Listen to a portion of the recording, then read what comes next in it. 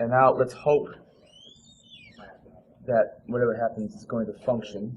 I hope so too. I have no guarantee that. Alright, and we'll switch to mine. This is my first time giving a presentation for my Mac, so I'll help you.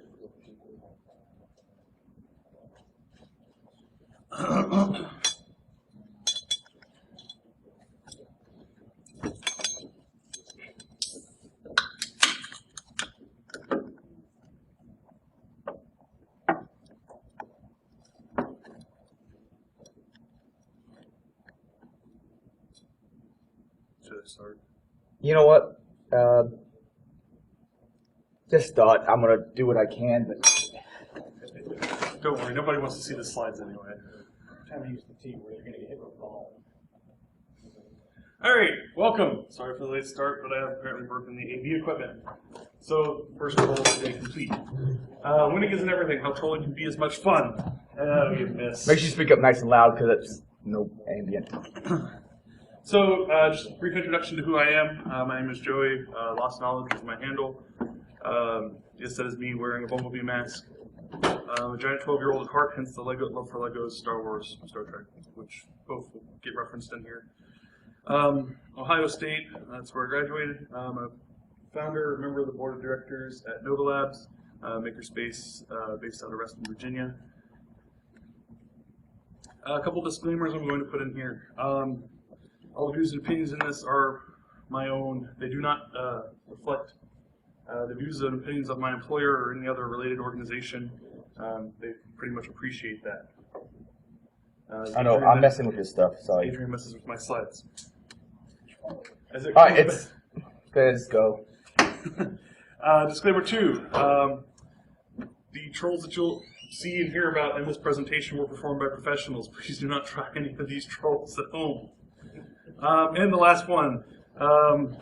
Not that we have to worry about it so much since the slides apparently aren't being recorded, but this presentation is not safe for work.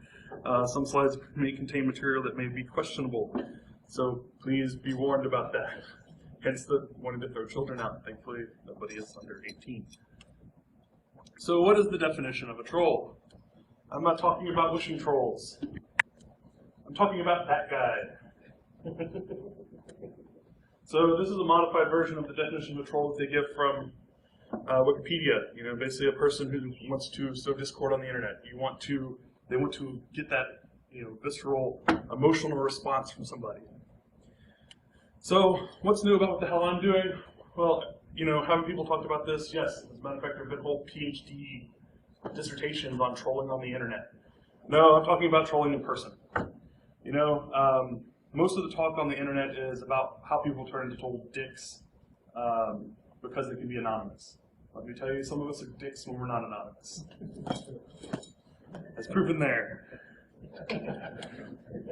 So I've decided to use this as archetypes. It might be hard to see on here. I was hoping the projector would be a little brighter. Yeah, God, that sucks. Or we can turn down the lighting in here. Yeah, let's try that. Yeah, I wish. So, it might be slightly more visible now. I'll apologize if it's not. I'll move over here and try to point everything out. This is a scene from Star Wars Episode 1, which in and of itself is a bit of a troll by George Lucas. Here they're riding in that stupid underwater boat. Here is Obi-Wan Kenobi as a Padawan, Qui-Gon Jinn as a Jedi Master, and Jar Jar Binks as, well, Jar Jar fucking Binks. So, I'm looking at these three as the three main archetypes of the real-life troll. The Jar Jar actually covers kind of two categories, both the accidental troll who is just immature and doesn't realize that he's a troll, and the blatantly malicious asshole troll who doesn't even try to hide his intentions.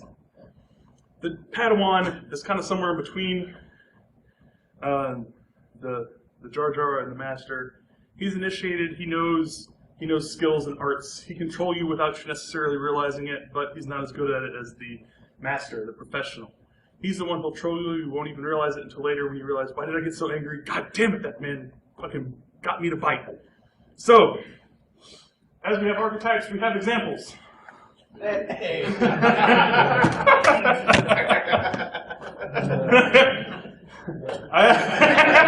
And they're trolling the Master. The troll slide, awesome.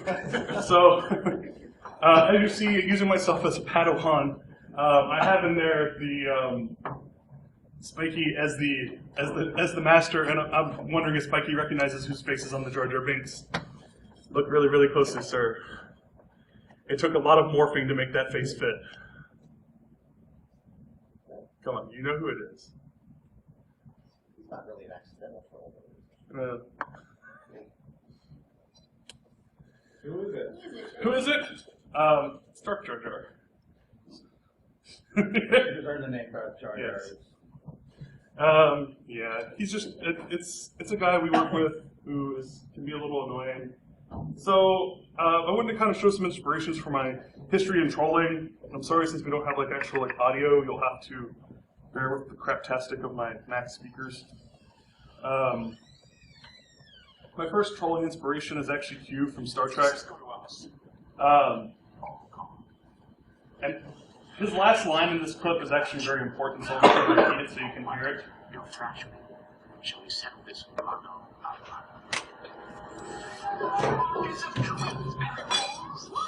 fisticuffs, pugilism, the manly art of self-defense. Come on, isn't this all wonderfully barbaric? Go on, take a look at me. I know that's what you really want to do. Come on. I'll wait your 5 bar laughter on Cisco. Fight back. This is supposed to be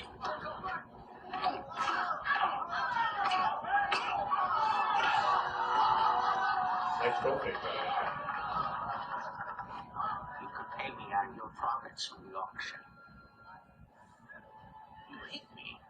Picard never hit me. I'm not Picard. Indeed not. You're much easier to provoke. How fortunate for me. So yes, if you didn't catch the line, he just basically says, "You're much easier to provoke. How fortunate for me." So that's exactly what the troll wants, obviously, is somebody who's easy to provoke. Inspiration number 2. I actually kind of have to thank Spiky for reminding me of this one.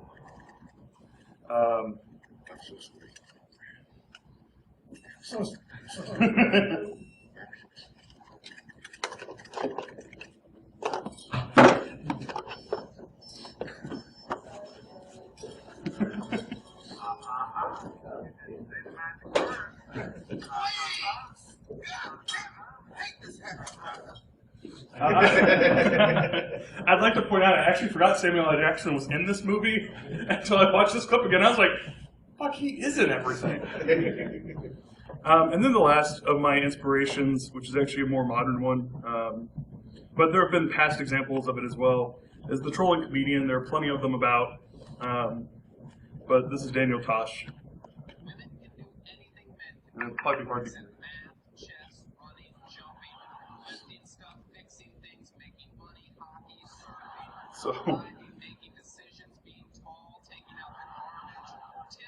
So basically, it's hard to hear.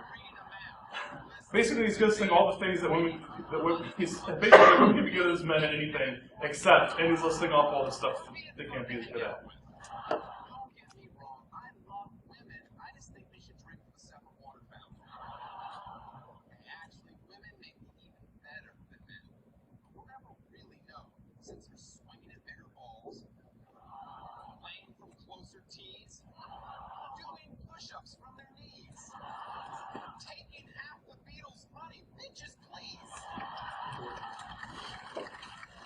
So, those are sort of my inspirations. Again, I apologize for not being able to hear them as clearly as possible.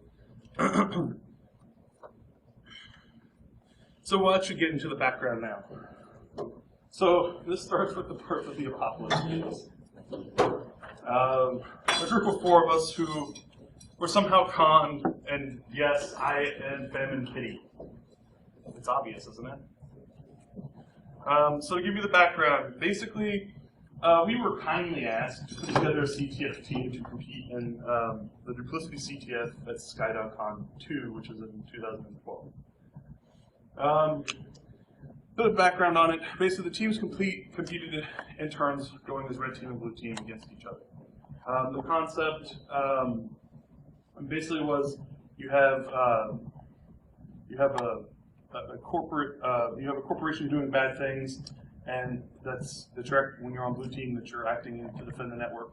When you're a red team, you're actually trying to break into the corporation to prove that they've done the bad things. So you're slightly less morally objectionable. So one of the key points about the way the CTF was done is the blue team goes off to lunch, like any good sysadmin would, and leaves everything there so the red team can come in, breaks into the office, does their thing, and get out. And so what's important there is that you actually have a time that you're responsible for keeping up when you're in the room. So it's imperative that you get in, do your thing, and get out. So how can we take advantage of that? As I mentioned in the middle, blue team work. Basically to gain advantages. One of the things we did, take a cell phone, some duct tape, and a chair, and attach them to each other. What does this equal? This equals a bunch of troll-faced happy people standing around a table, listening on the cell phone that they used to call into the cell phone at the desk chair and listen to everything the red team was doing when they broke into our fake office. So now we know that they've been there, we know what they've been doing, so how do we actually distract them and make sure the time goes away? That's where this stuff comes in. Yes. Unfortunately, I'm sad to report that a love doll plus helium does not equal flight. I can tell you that other things were used. Before he was used as a car hood ornament, the giant black dong was used in the CTF as were anal beads. And trolling with fake passwords and a couple of real ones strategically placed on Patty, which nobody picked up. So the question is, when you go through all this hard work of trolling and doing all that, does it actually work? Do you actually accomplish what you wanted to do? Is it actually working as a distraction? So I can tell you definitively the answer is yes. Actually, here are the troll-faced happy people who had been listening on the phone, walking in and catching the rather young individuals who didn't know quite what hit them. As a matter of fact, while we were listening on the phone, you get a lot of giggling, a lot of what is this, a lot of what is that. At one point, the CTF organizers had to tell them, you realize that you need to put that stuff back exactly how you found it, because then they'll know you were here. So yes, it does work. So yes, you can be an asshole in real life and have some gain from it. Because in reality, the end game was we actually did win. We still don't know how or why. Apparently, we just did that horribly awesome of a job. So here are the troll-faced happy people getting their black badges at Sky.com. So if we fast forward a year, another version of the Apocalypse Kitties. We were asked back because nobody learned the lesson from the first time. Why do you want us to come back? So background for this year. Same concept, basically. Well, similar concept with red team, blue team. Different backstory. Rules are a little different. So you didn't have any alone time in the office. You don't have. Basically, it's looked at as a university situation. The red team are students being authorized to do a pen test for the school, but also trying to break in and change their grades. The blue team is the network help desk. The guys trying to keep you out. So we said we were going to plan. We talked about planning. We held Google Hangouts about planning. We failed to plan. So we just fell back on old habits with some new methods. Like little micro cameras, taking a key fob camera, ripping it out of the actual fob and planting it in places where it may not be seen. We did some cable stealing. At one point we got so frustrated on red team. While you're on red team, there's a computer in the, what's supposed to be the computer, it's a computer in the library. That they set up. So we got so frustrated at one point, we just decided we were going to DOS their bots by taking the power cable every time and hiding it and then having them come over, put a new power cable in, take it out. Just repeat that process. We figured they'd run out of power cables. So, again, just trolling and being a dick. Obviously, it worked for some. How's your 5 nines now? Yeah. So, we actually did do better with security during blue team this year than the year before. Not a lot better, but we did. We're still not good at this, so we still just continued to troll. We basically went over, and since we were the help desk, we came up with excuses to go into the red team's room and leave behind. So, some things that we learned a valuable lesson this year as well. So what we learned is the midget love doll plus compressor equals explosion. It's a little too much pressure for such a small item. We did have other inflatables again as before. You know, I mentioned here the stealing cables that we actually did. On both sides. All the Kaczynskis went Kazatskis, and it was horrifying. Yes, it was definitely scary. So one thing that we did kind of learn is about knowing your targets. When we went against the red team, we actually went against the team of, when we were blue, the team we went against was all Sky.com staff, which meant they were people who kind of knew what to expect out of us. So the shock and awe didn't quite work quite as well as we wanted. It was mostly good for laughs, but it didn't really delay as much as we'd hoped. The year before, when we competed as blue team, the red teamers we went against were a bunch of college freshmen who, like I said, were giggling the whole time and didn't even, I think, actually know what half the stuff we had put on the tables was. So the result was a defeat, but is it really a defeat? No, it's always a win. Because in the end, when you lose, you still had fun, right? Even when you troll, you can still have fun. So avoiding the trolls, obviously don't feed the trolls, kind of the old mentality, how do you deal with the troll? So I've actually kind of broken it down by the archetypes.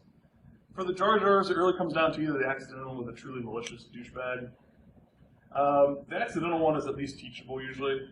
At least you can hopefully change his ways. Maybe he doesn't realize he's a dick. Maybe he just doesn't realize he's too over-enthusiastic. Whatever his situation may be.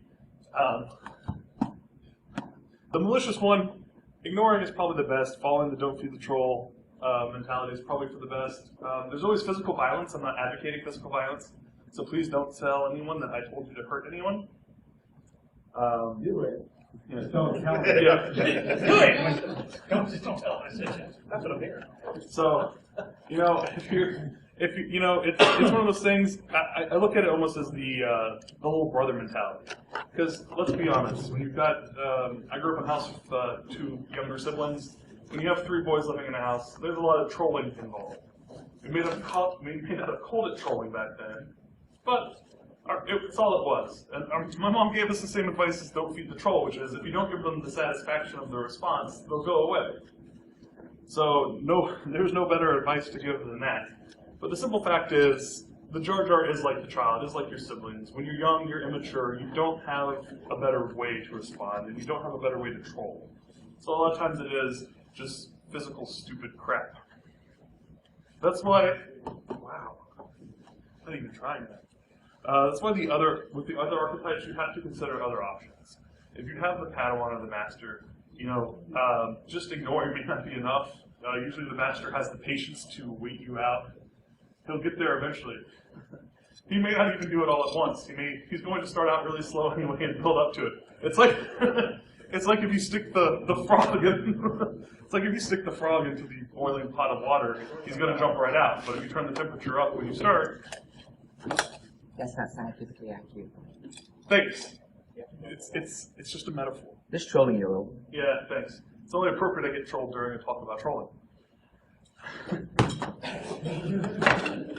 Jesus! At least he's lobbying, not me.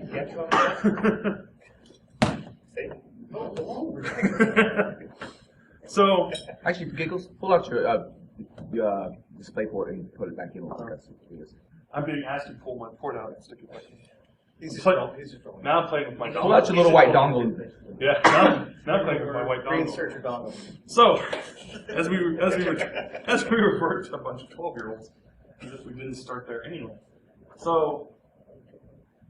So again, with the Padawan, there might even be a chance to actually teach them and turn them away. The only downside to this analogy is that I actually think the Jedi Master and the Padawan are actually probably more appropriately labeled as the Sith Master and Apprentice, the Darth Vader to the Emperor Palpatine, that's probably a more accurate, but for the sake of that picture, it worked. And it gets the point across, which is that, you can actually. I think there's actually a chance to change the direction of somebody if they're actually being an asshole and they're at the Padawan stage. If they're just learning to be an asshole, if they have a master that they're learning from, there's still a chance to save them if they want to be saved. Some people enjoy the dark side. We have cookies. Damn it, that's a picture I should have put in here. So I'm probably actually I'm going to run out of material, but I do have a slide of thanks. I want to thank BSides Delaware for actually letting me give this talk. I'm a little surprised they did. I'd like to thank my trolling sidekicks. They know who they are, most of whom stayed anonymous. I want to thank all of you for putting up with my crap for the last 20 some odd minutes, 30 minutes or so. I will take any questions if anybody actually has questions about trolling, whether you would like to learn to be a troll in real life, or you know somebody who's a troll and want to know how to deal with them, or you just want to see me dodge smooth balls for the next like 5 minutes. They're not smooth balls. They're not smooth balls. Disclaimer. That's trademark. That's trademark. They're corporate tenacity balls. So I'm hearing you have experience with trolls and you work with Spiky. Yeah. No, that's completely unrelated and unfounded. I don't know why I'm throwing you ammunition again. Don't feed the troll. Yeah. This, ladies and gentlemen, is a prime example of not feeding the troll. Nobody? Nothing? I got one more. I got one last troll for you, and this one I'd like to thank Deviant a little for. Ah!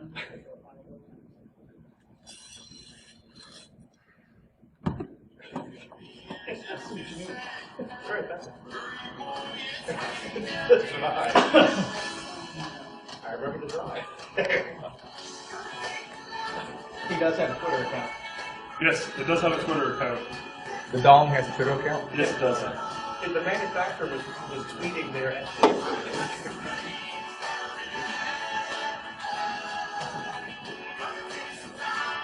control an entire interstate with the people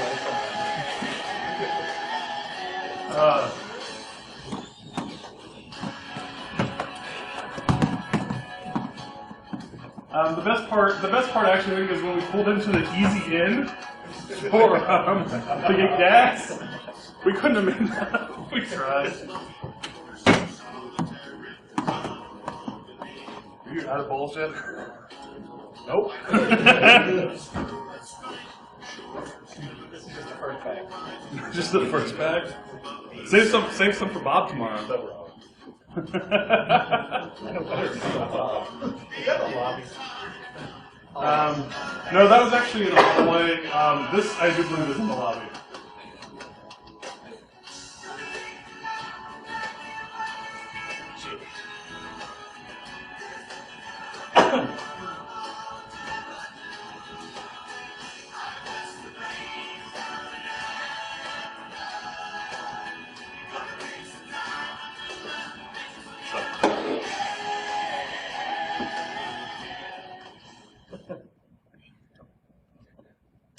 So that is all I have. Thank you for what was probably my best troll yet with this getting this talk through and making you all sit through it. Thank you. If nobody has any questions, I'm good. And I'd like to avoid any more balls. So.